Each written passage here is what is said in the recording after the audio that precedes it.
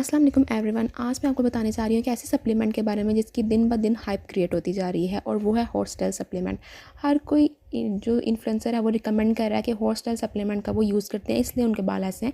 लेकिन क्या horsetail supplement जो है वो हर एक के लिए सेफ़ है, या कुछ लोग के लिए ये ख़तरे का साइन भी हो सकता है? तो आए हम देखते हैं कि किन लोगों के लिए जो है ये सप्लीमेंट सेफ़ है और किन लोगों के लिए ये नुकसान का बायस है, ताकि हम लोग यूज़ कर सकें सप्लीमेंट विद सेंस।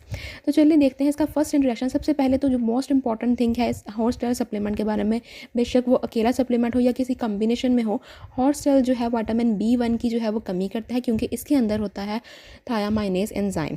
और ये थायामाइनेज एंजाइम जो है वो थायामाइन यानी कि विटामिन B1 को जो है वो ब्रेक डाउन कर देते हैं, जिसकी वजह से विटामिन B1 की डेफिशिएंसी हो सकती है, which is very important vitamin. ठीक है, दूसरी बात ये आ जाती है कि ये क्रोमियम इसके अंदर काफ़ी मिकदार में मौजूद ऑलरेडी होता है हॉर्सटेल के अंदर, तो आपको अलग से क्रोमियम सप्लीमेंट लेने की ज़रूरत नहीं है। और अगर आप कोई ऐसा सप्लीमेंट ले रहे हैं जिसके अंदर क्रोमियम है और हॉर्सटेल भी ले रहे हैं, तो क्रोमियम पॉइजनिंग हो सकती है, क्योंकि क्रोमियम का लेवल ज़्यादा हो सकता है आपकी बॉडी में।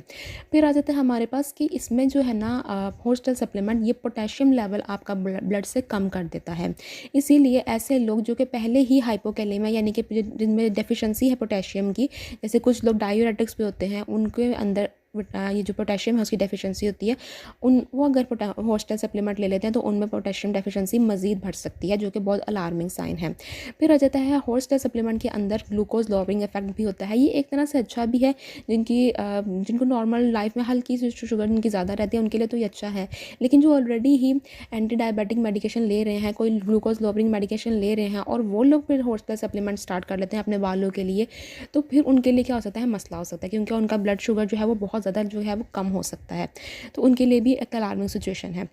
उसके बाद आ जाता है हॉर्सटेल सप्लीमेंट कुछ एंटी HIV जो ड्रग्स होती हैं उनके एफिकेसी को कम कर देता है। तो ये भी बहुत इंपॉर्टेंट है कि अगर कोई HIV का पेशेंट है या HIV की मेडिसिन ले रहा है और वो हॉर्सटेल सप्लीमेंट लेता है, तो उसको बहुत ज़्यादा ज़रूरत है कि वो अपने डॉक्टर के मशवरे से ही इसको इस्तेमाल करे।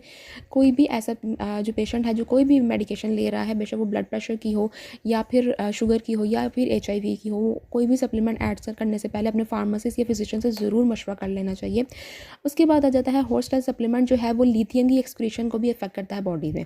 तो लिथियम की एक्सक्रीशन जो है वो नहीं होती बॉडी से जब आप हॉर्सटेल सप्लीमेंट ले रहे होते हैं, तो इसका क्या होता है, कम हो जाती है लिथियम की एक्सक्रीशन, जिसकी वजह से कहते हैं लिथियम बिल्टअप हो जाता है। और अगर कोई पेशेंट जो है वो लिथियम कंटेनिंग मेडिसिन ले रहा है, तो फिर लिथियम बिल्टअप हो सकता है बॉडी में और उसकी भी टॉक्सिसिटी हो सकती है।